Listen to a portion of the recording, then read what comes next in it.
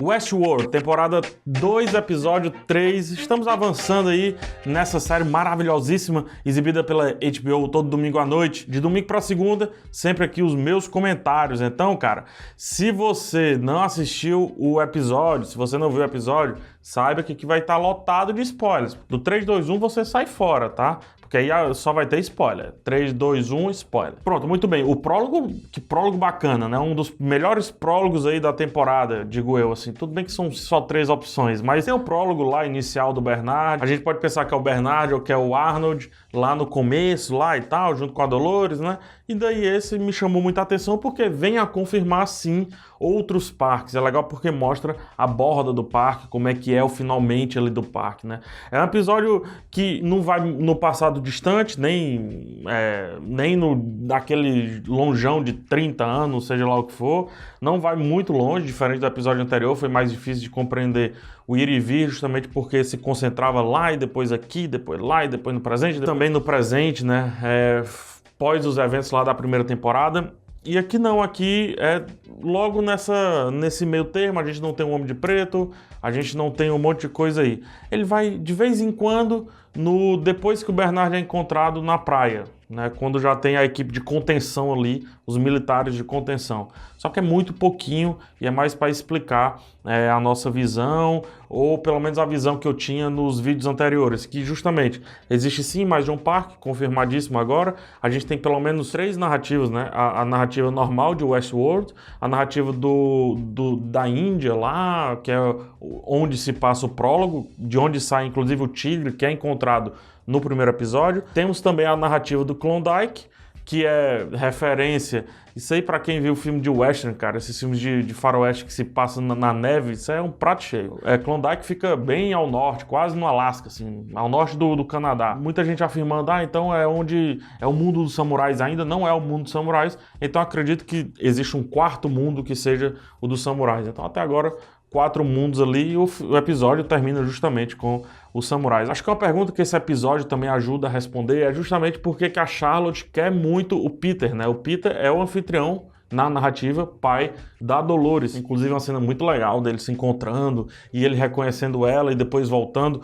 O lance é que o Peter tá muito difícil decifrá-lo dentro da narrativa, inclusive para o próprio Bernard, porque ele tá com várias camadas de programação, é como se ele tivesse com várias personas na frente dele. Isso acontece justamente porque a Charlotte, ela upou, né? Ela fez o upload de 35 anos de histórias do parque, dentro aqui desse personagem, dentro desse anfitrião.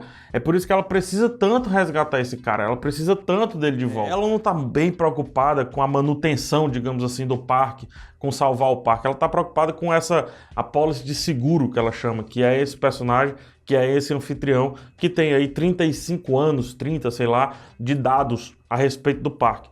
Por que esses dados são importantes? Aí a gente tem que voltar para o segundo episódio. Por que a Delos investiu no parque? O segundo episódio é praticamente inteiro sobre isso. Ela investiu no parque para ter as informações dos humanos que participavam das atrações, para mapear os comportamentos, o que as pessoas gostam, não gostam, mapeamento de consumo, padrões de consumo, padrões gerais, assim, de sociedade. Por isso que a Delos investiu no parque e talvez por isso que a Charlotte esteja trabalhando, esteja tentando veementemente resgatar o Peter, porque talvez aí, nesses 30 anos, 35 anos de informações, esteja justamente as informações referentes a esses padrões de consumo, de comportamento e por aí vai, que é muito mais importante do que o parque em si. Vamos supor que se o Facebook acaba, o front-end, né, a frente do Facebook, pouco importa. O que importa é o banco de dados. E é justamente esse banco de dados aí que a Charlotte está atrás. Por outro lado, aí é que tem o confronto das narrativas. A Charlotte, se você pode dizer,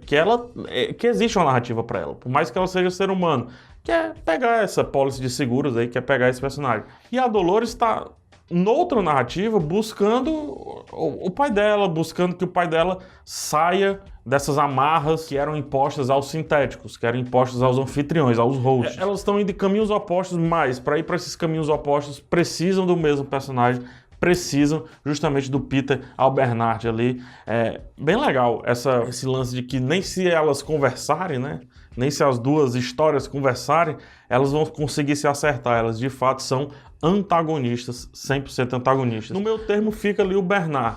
O Bernard, eu tô cada vez mais confuso com relação a ele. A gente começa reencontrando com a personagem da Charlotte, isso pós a praia, e ela falando, eu pensei que você tinha se lascado, eu pensei que você não tinha sobrevivido. E daí já corta pro Bernard antes, né, assim que durante o massacre, digamos assim, né, dessas 2-3 semanas que se passam pós o massacre.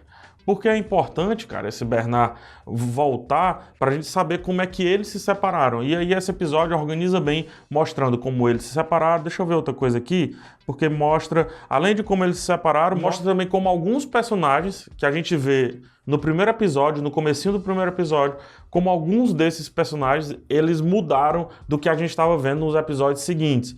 Como, por exemplo, a gente pode dizer, é porque eu me esqueci o nome dele, que também fez The Walking Dead, mas tá aqui a fotinha dele.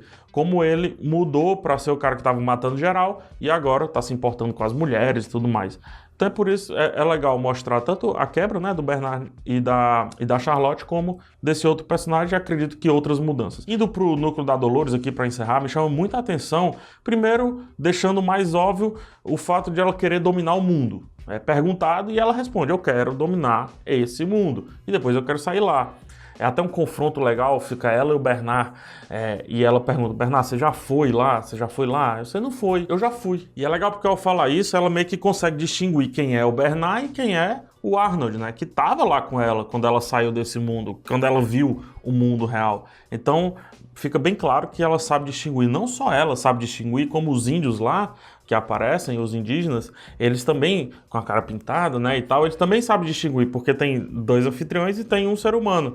E o índio diz, eu quero aquele lá, esse maguinho aí. Os sintéticos sabem muito bem distinguir quem é sintético e quem é ser humano. O que remonta ao prólogo, e o prólogo com a personagem lá, com medo daquele cara ser um sintético, ser algo programado para entregar prazer a ela e tudo mais. Ou seja, os humanos, essa é a brincadeira, os humanos não reconhecem os sintéticos, mas os sintéticos reconhecem sim os humanos. Nesse arco da Dolores, ela é super cruel, vencendo a batalha ali da maneira dela, apesar de ter feito um plano meio burro, o cara conseguiu sair pelos fundos, né? Ela deveria ter estudado melhor o local, mas enfim, não dá pra pedir muito. Legal como esse núcleo, a fotografia tá cada vez mais pálida, cada vez mais dessaturada, inclusive se você pega pela Clementine, branca, a Dolores também, de certa forma, branca, mas a Clementine tá branca, zumbi, praticamente. Dá a entender que as pessoas estão só seguindo a Dolores. E esse núcleo termina com o Ted, talvez, tomando as rédeas do que ele acha certo, né? Confrontando um pouco a Dolores, tomando as rédeas.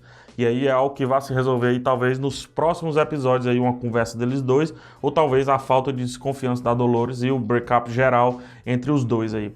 Ela fala, quando tá se apresentando lá para as próximas pessoas que ela massacrará, sendo que, por mais que estejam do lado dela, ela se apresenta como White, ou seja, ela reconhece também que há dentro dela os 2 personagens, a Dolores e a narrativa anterior, antiga do White, que o Arnold colocou nela para que massacrasse todo mundo, inclusive matasse o próprio Arnold e tudo mais. Então ela reconhece perfeito isso. Então ela encontra o Bernard não consegue acessar o Peter, e daí por não acessar o Peter, daí o Peter é levado tudo mais, e ela diz que precisa resolver algo em Sweetwater, né? Que é a cidade lá, pertinho daquela cidade inicial onde chega o trem. Por que ela diz isso? Porque o Peter, fala que precisa encontrar o trem. E ele precisa encontrar o trem justamente porque foi programado que ao receber esse upload, ele precisa sair da cidade ali e ir para o mundo real, onde a Charlotte ou outra pessoa possa encontrá-lo de uma vez por todas e resgatar esses dados. A Maeve, ela tem um núcleo que serve para definir um pouco que existe ainda assim algumas amarras no personagem do Hector, porque ele continua dizendo as frases que o arquiteto lá, né, o personagem humano desse núcleo, escreveu para ele. Eles encontram a Armistice, a menina da cobra lá, que está totalmente do lado deles. Ela também, visivelmente, vivendo a narrativa da Maeve. É como se a Dolores tivesse a narrativa dela e a Maeve tivesse a narrativa dela também. Elas estejam escolhendo viver essa narrativa, ainda assim, é uma narrativa pré-imposta, porque foi definido pelo Ford, foi definido, pelo menos a forma de pensar foi definida por ele, então continua uma narrativa pré-imposta. Sabe o que é legal nesse núcleo da Maeve? É justamente que é a partir desse núcleo que a gente vai ver os outros parques. Enquanto a Dolores vai tentar conquistar e voltar ali para o centro do parque, para deixar a gente familiarizado, ou melhor, num local familiar, a Maeve não, a Maeve vai avançar no parque, vai encontrar os samurais, vai encontrar Shogun World, já encontrou Klondike, né? Tanto que neva em Klondike, justamente fazendo essa menção aí ao Alasca e etc. Tem uma coisa que tira uma dúvida geral nesse núcleo, que eu acho que é muito importante, é quando ela encontra lá os nativos lá, os indígenas, e ela diz, parem, e daí eles não param. Alguns episódios atrás, se eu não me engano, no primeiro, ela fala para um sintético, o sintético para, e lá dá a entender que ela conseguiu controlar. Aqui não, aqui ela não consegue controlar. E aí um fanservicezinho, né, não diria que seria um fanservice, mas seria um pequeno cameo de Game of Thrones, quando o personagem Rodrigo Santoro, o Brasil em Westworld, encontra a personagem da Armistice lá e diz que ela tá com um dragão, uma arma lá de fogo e etc. No final, só para o desfecho, fica bem claro porque é que a Charlotte queria tanto o Peter e foi ali simplesmente para resgatar o Peter. Acredito que nos próximos episódios a gente vai entender aí a relação do que o Bernard foi fazer lá no futuro, no caso já no presente, depois que ele é encontrado na praia, porque fica um pouco a entender que ele só saiu lá com o aval da Dolores. Será que o Bernard não é algum tipo da Dolores, alguma forma da Dolores se infiltrar lá de onde a Charlotte está e daí por diante resgatar o Peter e coisa parecida? É provável, então talvez seja algo que vá ser respondido nos próximos episódios. Cara, comenta aqui embaixo, me diz aí se faltou alguma coisa, com certeza faltou, ou se eu me equivoquei em algum ponto, aí você me corrige direitinho, qualquer coisa eu faço até outro vídeo. Se gostou, dá joinha, se não, dislike. Um beijo em todos, até a próxima e tchau.